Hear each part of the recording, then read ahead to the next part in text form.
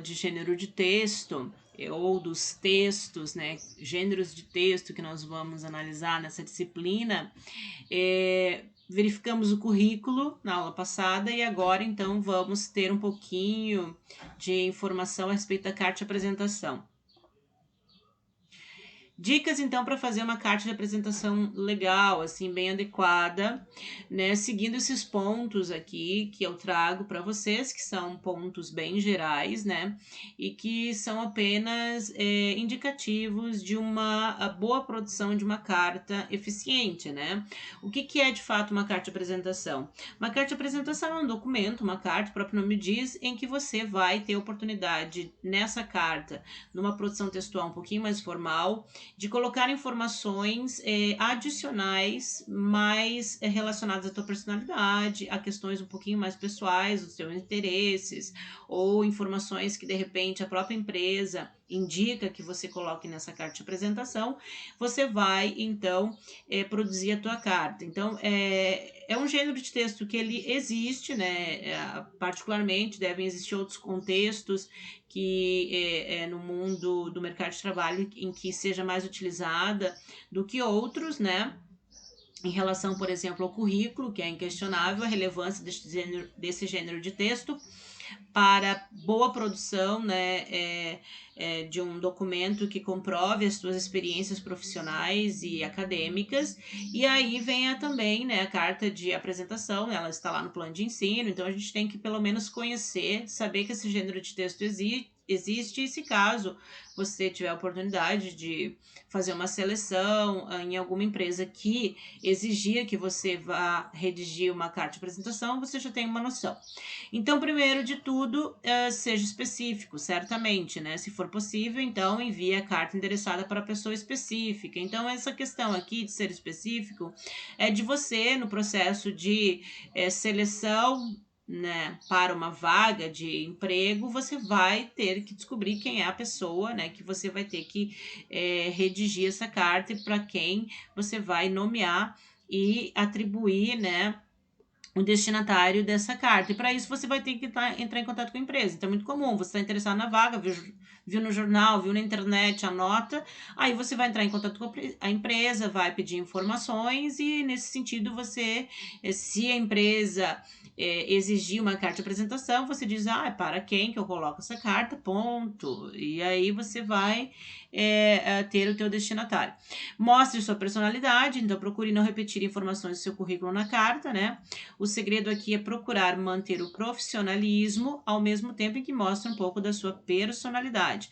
Então, aproveite para mostrar o seu interesse no cargo e na empresa para a qual você está se candidatando. Então, aqui que eu falei, nessa parte aqui que a carta te permite um pouquinho mais de subjetividade, você mostrar o teu interesse, né, as características da tua personalidade, que são características relevantes, na tua opinião, para o cargo.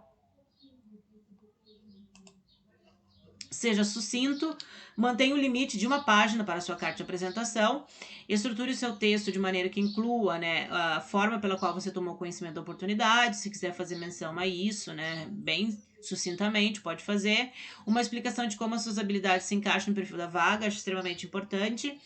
Se possível, algum exemplo com dados que alicerce a explicação anterior, né? Então, as suas habilidades são legais e são efetivas para o cargo, mas por quê, né? Mas sem adentrar em muitas informações que estão lá no currículo, que está no currículo e comprovado com certificado ou atestado, enfim, não menciona, só aquilo que, né, habilidades um pouquinho mais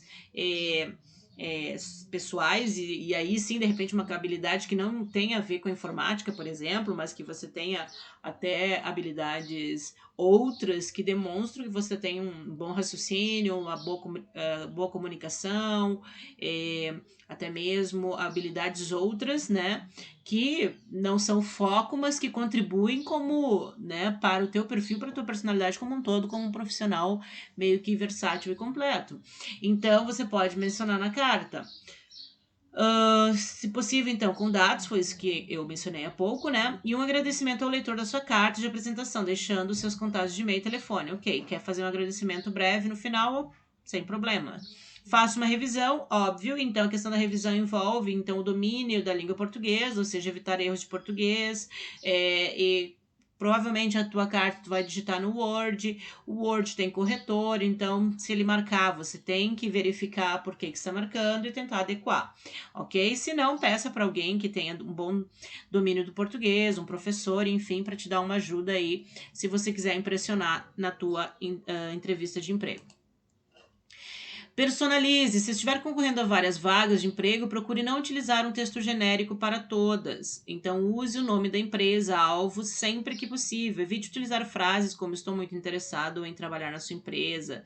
Não deixe que as empresas pensem que você utilizou um modelo de carta genérico.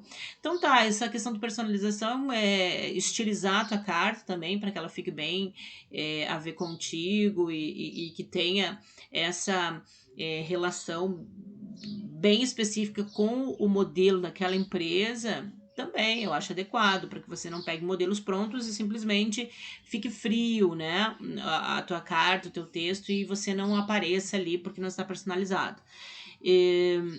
Aqui nós temos um exemplo, né, de uma carta de apresentação, então, para gerente de redes. Então, peguei uma da internet que eu encontrei que tinha a ver com contexto de informática. Então, fulano de tal, diretor de TI, ZTOP Informática, rua. Então, aqui nós temos a oportunidade no cabeçalho para colocar essas informações e também o endereço. Caro fulano, vírgula, estou em busca de um ambiente onde as minhas competências podem ser utilizadas em sua totalidade.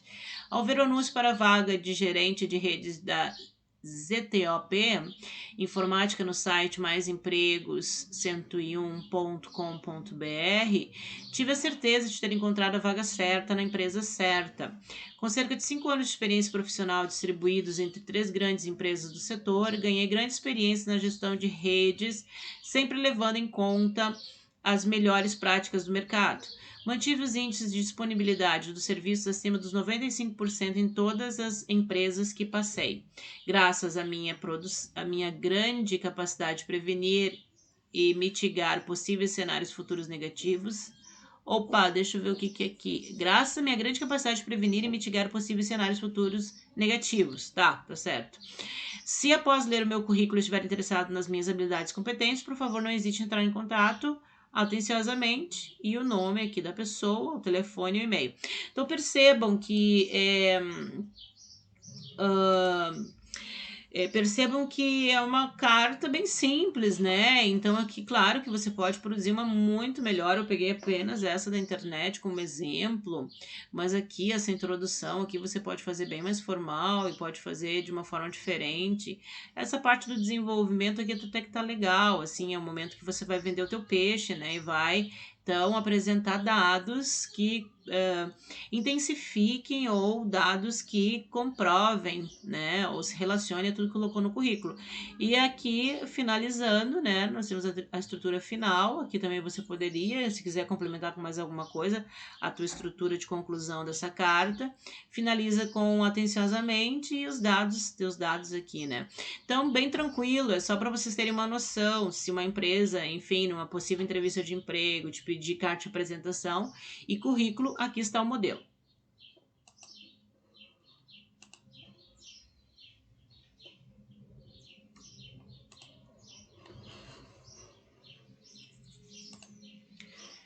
E as redes sociais, então, como ficam, né? Então, hoje a gente já tem esse novo contexto, né? Eu peguei aqui apenas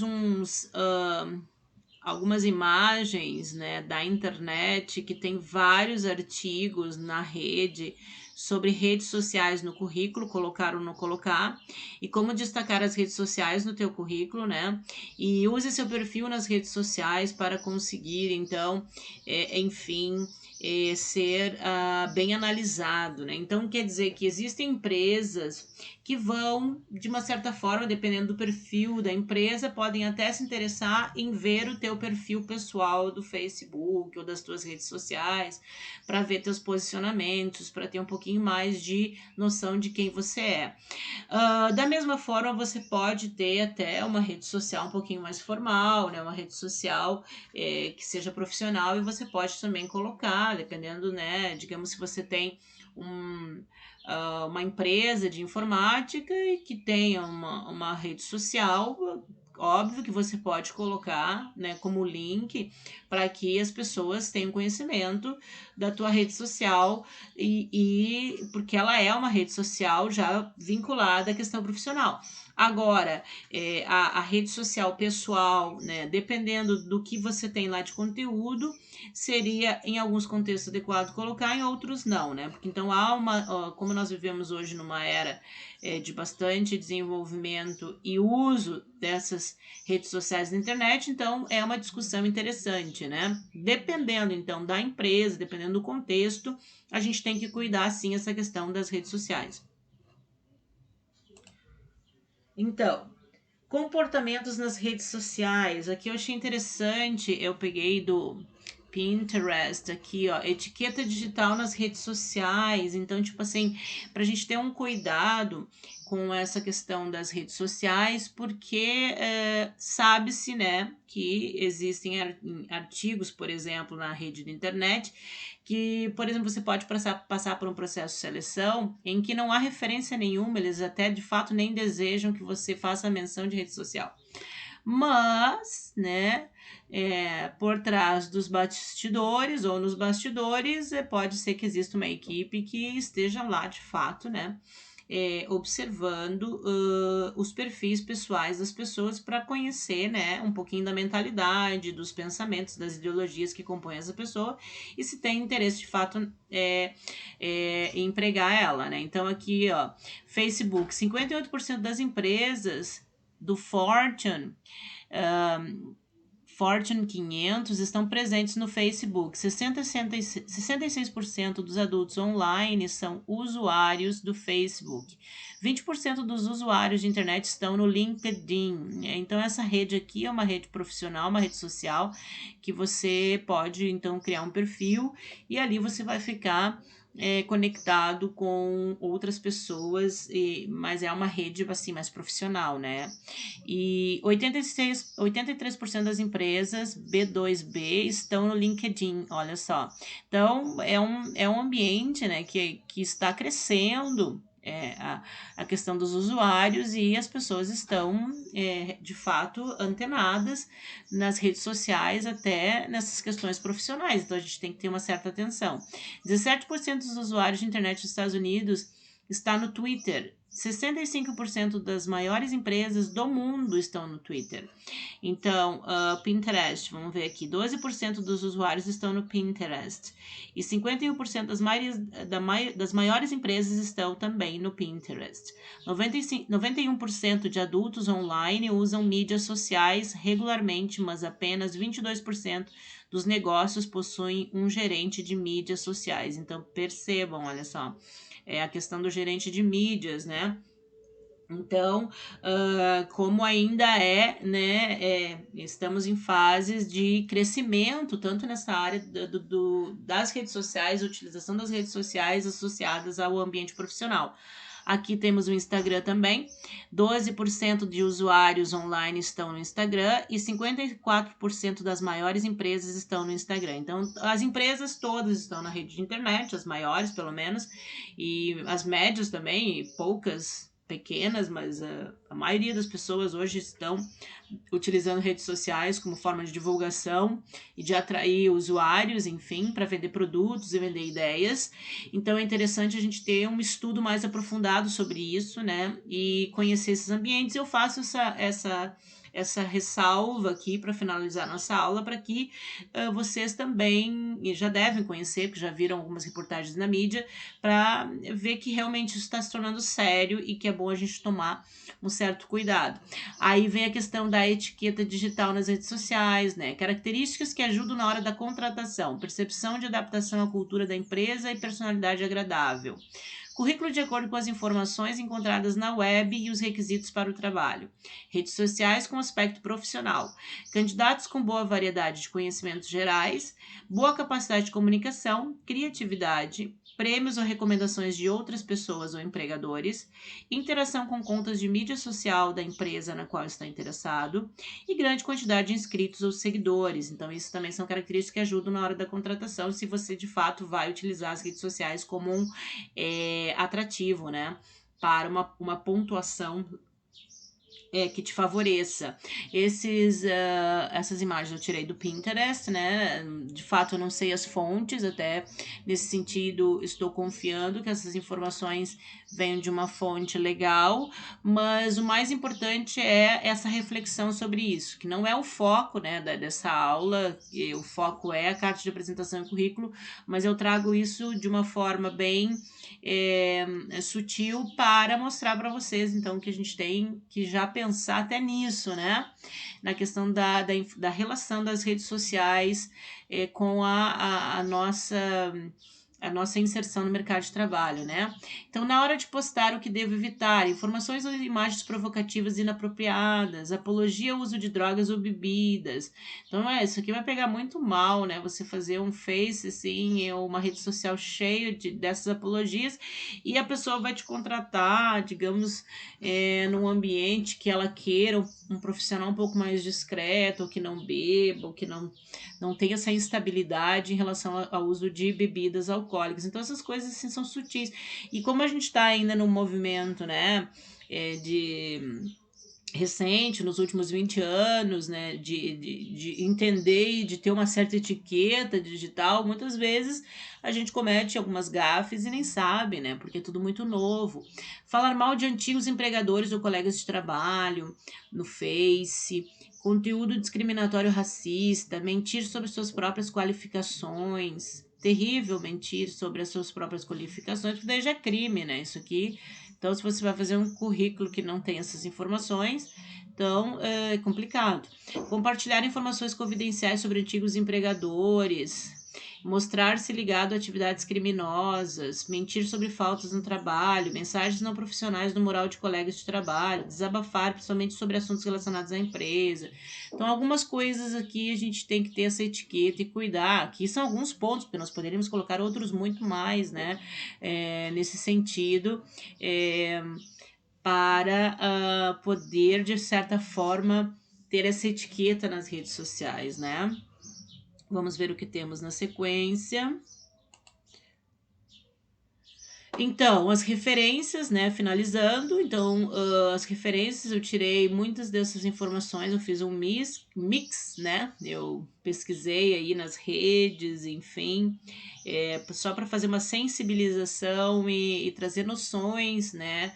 A respeito desses gêneros, que são gêneros textuais que podem ser selecionados por alguma empresa para que o candidato, né, a uma vaga, enfim, se esmere na produção. Para nós, o currículo fundamental, currículo vitae fundamental.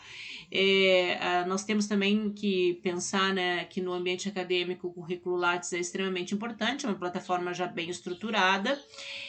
Alguns acham difícil no início de entender, de se engajar, mas enfim, no meio acadêmico é extremamente importante conhecer o currículo Lattes, e aí você deixa o teu perfil ali e cada vez que você for selecionado para alguma coisa, um projeto, uma bolsa, enfim, e que pedirem o currículo Lattes, está prontinho ali, depois só imprime, coloca os anexos e está pronto, né? Então, o currículo Lattes para nós que somos da academia é uma base extremamente segura, né? Agora, é bem verdade que em outros contextos, de repente, mais formais e mais bem estruturados no ambiente de tecnologia de informação, eles também utilizem o Lattes como uma forma de avaliação de currículo. E é extremamente confiável, ok? Porque é uma estrutura já bem tradicional e montada há diversos anos e que a gente pode confiar, ok? Então, pessoal, acho que não tem mais nada aqui. Continuando só um pouquinho mais, né, das referências, fiz de uma forma diferente, peguei e fiz um print screen dos títulos aí, dos sites que eu selecionei algumas informações para vocês para montar esses slides. E agora, então, finalizamos a aula. Agradeço a atenção, né? Qualquer dúvida, entre em contato comigo. Tenha uma boa semana. Nos vemos então quinta-feira, 19. Estou gravando agora, na terça-feira, à tarde. Então, provavelmente lá por quinta-feira, 19 horas, a gente se vê. Abraço, pessoal!